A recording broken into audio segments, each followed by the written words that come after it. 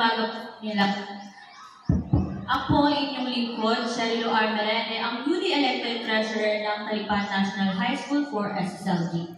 So bilang treasurer, naniniwala po ako na ang role ng isang ingat yaman ay crucial when it comes to student government, lalo na sila ang namamahala sa ating mga financial aspects. And as a treasurer, my first priority is to make a clear and transparent financial transaction. Pero bilang isang leader, I aim to seek progress, unity, and growth.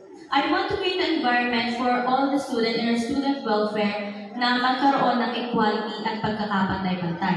Ang aking adhikain ay ang maghatid ng akbay para sa pagkakapantay-pantay ng ating mga estudyante tungo sa kanilang pagkakatagumpay. At ang program na aking pinangalanan ay susi ng pagbabago tungo sa pantay na oportunidad para sa mga aaral. Kung saan ang nilalaman nito ay sa pagkakaisa, bawat mag-aaral ay tinatangkilik, ugnayan ng lahat, walang pagpipili, sa bawat hakbang ay nagtataguyod. Suportang matibay para sa bawat pangarap ay may gabay.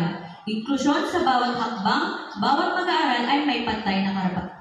So, sa plataformang ito, ang bawat hakbang ay alakbay patungo sa pantay na pagkakataon.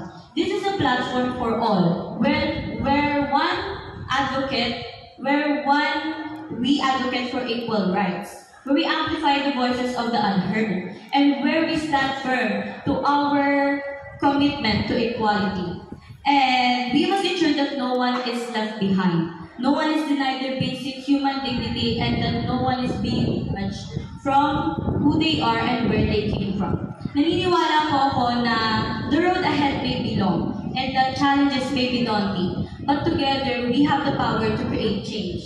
That's why let us be advocates for equality, be the change makers, and be the voices that will echo for our future generations. Muli, ako po si Sherilo R. Merene ng Talipan National High School, ang newly elected na ingat yaman ng SSLG. Maraming salamat po.